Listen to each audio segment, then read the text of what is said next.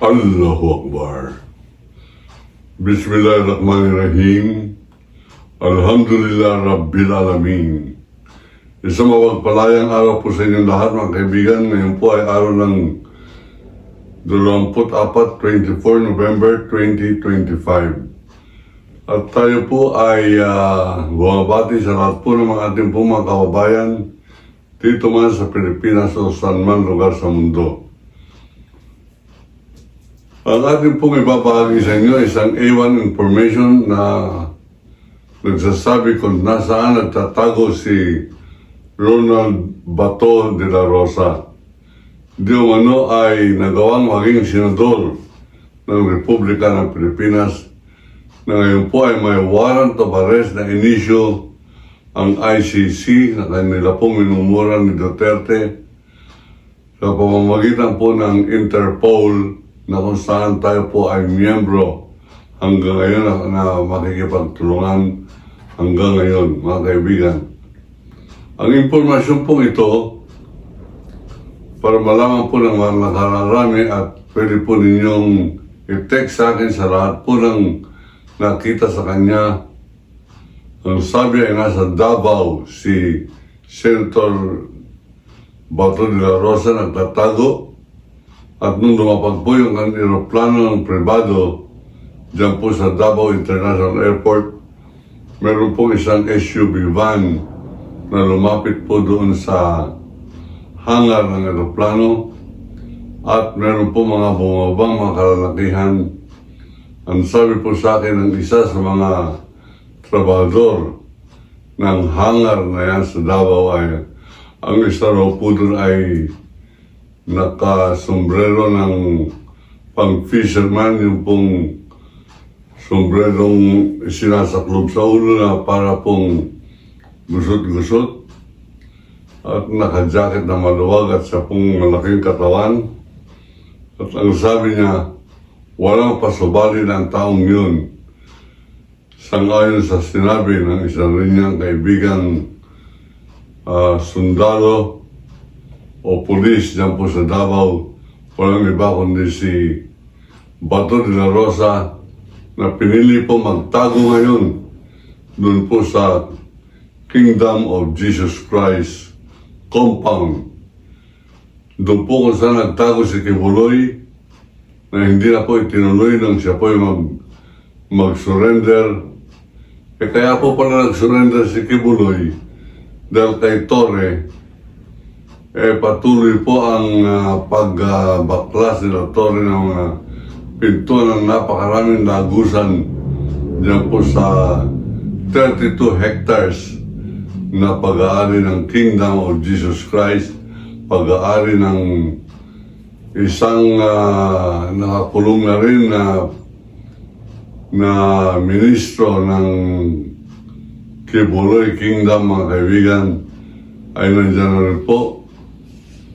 Bagamat si Kibuloy ay nakakulong dito po sa isa sa mga kulungan dito po sa Maynila, dito po sa Karatig po, si Ronald Bato de la Rosa ay nandun po sa loob ng Davao compound ni Kibuloy at siya po ay doon nagtatago at doon po siya sa pangatlong bunker. Hindi po narating ni Torre yung pangatlong bunker sapagkat yung pangalawang bunker pa lamang sumurrender na po si Kibuloy sapagkat yung pangatlong bunker nandun po yung limpak at bilyones na salapi ni Duterte at ni Kibuloy. Mga kaibigan, mas minabuti na sumurrender kaysa makumpiska yung bilyones ng Kingdom of Jesus Christ.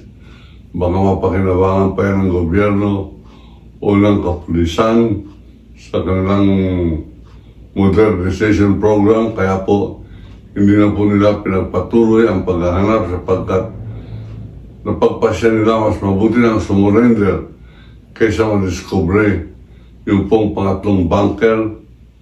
Sa pangatlong bunker na yan, nandiyan po yung kanilang mga modernong armas na binili ni Kibuloy sa Amerika na siya pong isa sa mga naging kaso ni Kibuloy sa Amerika, yung arms smuggling o pagpuputlit ng mga high-powered firearms. Nandiyan po sa Davao yan. Kaya po, maswerte itong si General Torre sapagkat diyan pa lamang sa Maynila nahuli niya na si Duterte sapagkat pag nakarating niya sa Duterte sa Davao Kingdom ni Kibuloy, mga kaibigan, at sila nagkasama doon, wala na pong makakuha sa kanila sapagkat kaya pong lumaban ng puwersa ni Duterte sa kapulisan at kasundaluhan sapagkat nasa kanilang pinakamodernong mga armas at ngayon ang nagtatago po dyan sa mga nakaimbak na armas na yan ay walang iba kundi si Bato de la Rosa. Ngayon, kaya pala mayabang yan si Bato de la Rosa pag sabi niyang, Mr. Trillanes, ngak-ngak ka na ngak-ngak. Kung meron ako warrant of arrest, sige, hulihin mo ko. Sige, bring it on, make my day. Make my day, parang pelikula ni Clint Eastwood, make my day, make my day. Wala ka nga ngayon sa day. Wala ka sa araw. Ikaw ay nagtatago sa kadiliman. Bato de la Rosa, napakatapang mo pagka ikaw ay nasa Senado, pag ikaw na mapaligiran ng iyong mga bodyguard. Ngayon, may warrant of arrest ka, wala magagawa ang iyong mga bodyguard kasi pati mga bodyguard mo pwedeng hulihin sa salang obstruction of justice pag sila'y hahara-hara.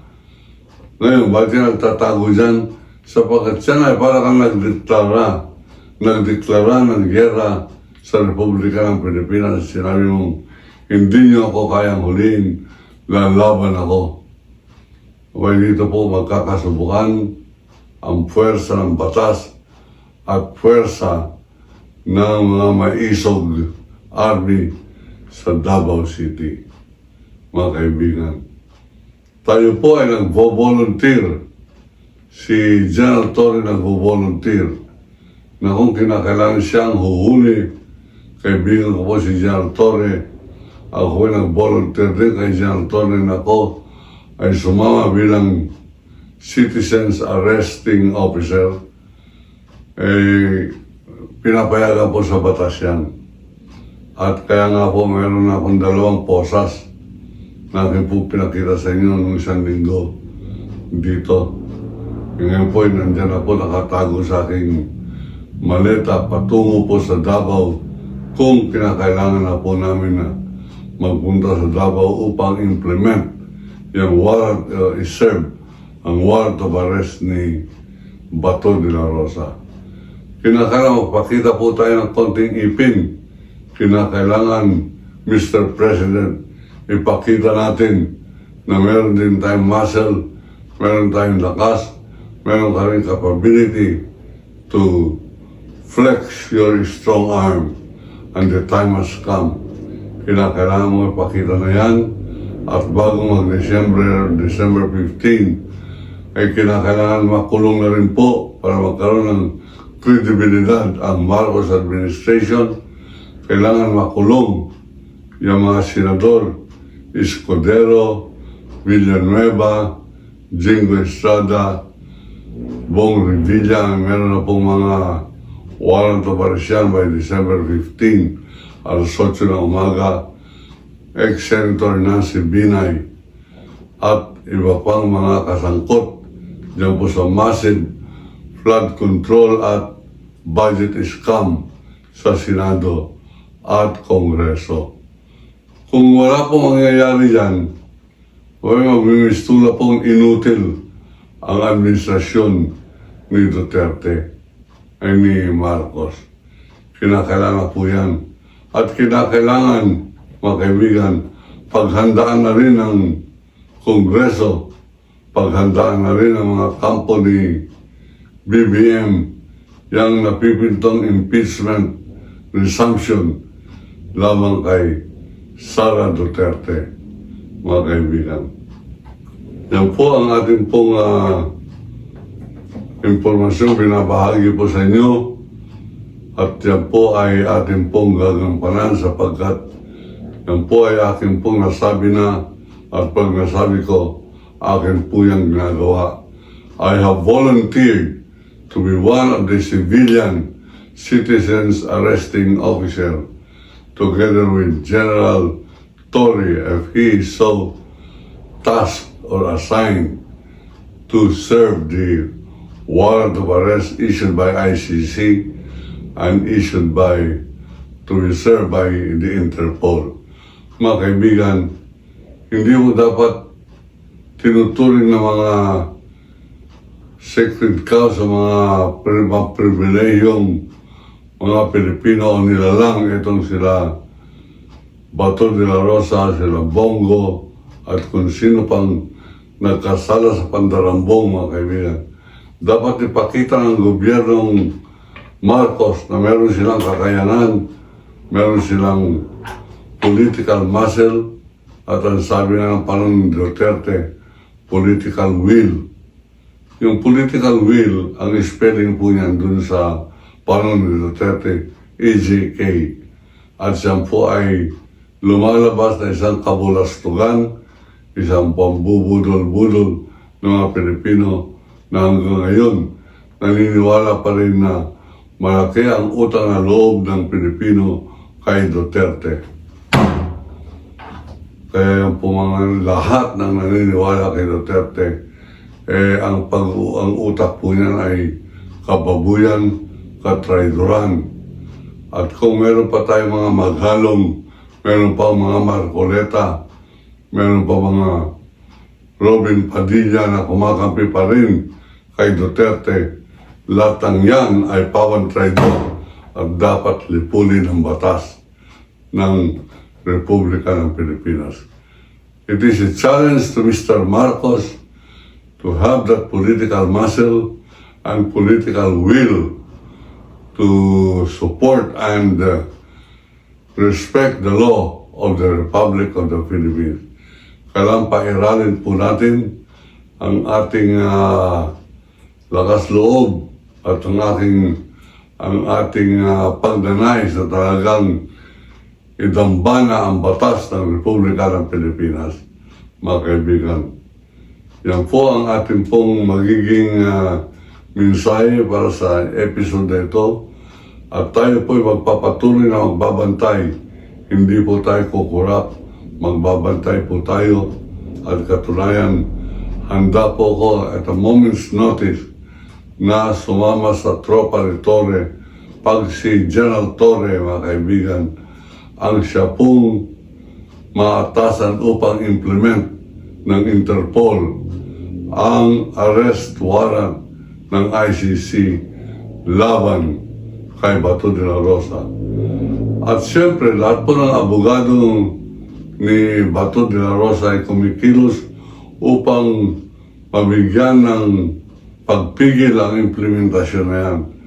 At ang kanilang pag-asa sa tulong po ng pera ng China, ang Supreme Court of the Republic of the Philippines na mag-iisip po ng temporary restraining order. Ano po yan, temporary restraining order? Pansamantalang pagpipigil sa pag-serve ng warrant of arrest na inisyu ng ICC, mga kaibigan, sa pamamagitan po ng Supreme Court order.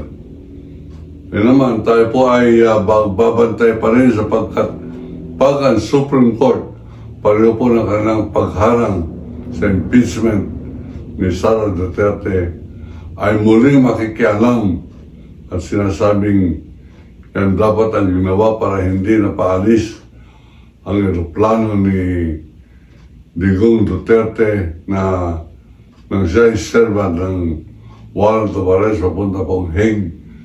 Abay ngayon po'y gagawin lahat ng magagawa ng kampo ni Bato de la Rosa. At tayo po'y naproprostrate at nasisipayo nang sabihin ni Senate President Tito Soto na hindi niya papayagang ma-implement ang warrant of arrest sa loob ng Senate compound. Abay, nobody, nothing is above the law. Wala po mas mataas kaysa sa batas at tayo po ay napoprostrate sa paninindigan na yan ni Senate President Tito Soto. At lahat na magtatanggol at as usual, meron po mga bayaran vlogger, mga bayaran mga media na magtatanggol kay Bato de la Rosa. Wala pong dapat mag-epekto yan, kundi sila'y kondinahin ng sambayan ng Pilipino sapagkat ang kanilang ginagawa ay katraidoran sa lahat ng Pilipino. Kaya po lahat ng mga nagtatanggol sa mga diskaya, nagtatanggol kay Romualdez, kay Zaldico, at lahat ng mga miyembro ng GIL o Iglesia ni Cristo na nagtatanggol sa corruption at invasion ng China, mga kaibigan, yan po ay mga kaaway ng Republika ng Pilipinas. At kung kinakailangan po tayo magsi-civil war para po magkaisa tayo naniniwala sa batas at sa kanila na naniniwala sa China at naniniwala sa mga Duterte, kung kinakailangan magkaroon na po tayo ng giyera sibil or civil war, magkaroon na po tayo ng civil war, laban po sa kadiliman, laban po sa kasamaan, upang sa ganun hindi po matutuloy ang tuloy-tuloy na pagsaklaw o pag-invade ng China po sa ating bansa. Sa susunod na linggo, ipapakita po natin dito yung mga isla na fully occupied ng China sa West Philippine Sea. At kung sa papagpatuloy pa rin ni Marcoleta, mga kaibigan, ang pagtatanggol hindi lamang sa corruption ng Diskaya, kundi sa pananakot ng China sa kanyang paninindigan, walang karapatan tawagin ng kahit na sino na West Philippine Sea ang South China Sea, mga kaibigan. Yan po ay katraidoran. Pag kinakailangan, ultimong si Marcoleta ay hanapan na rin po ng butas sapagkat pero pong butas ang kanya pong pagkakatalaga bilang senador. Nandaya po siya, gumawa po siya ng krimen dyan po sa COMELEC sa kanyang pandaraya ng kontribusyon at ito hinambing sa kanyang sosi at sa kanyang salin. Let the law prevail. Kinakailangan ipasunod po natin ang batas, tamaan ang tamaan. Kung kinakailangan sagasaan si Marcoleta, kailangan sagasaan po siya sa paggamit po ng tunay na batas at hindi batas ng Iglesia o batas ng China. Yan po ang aking paninindigan. Ako po si Kawaldi Carbonell, nagsasabing iniibig ko ang Pilipinas. China, layas!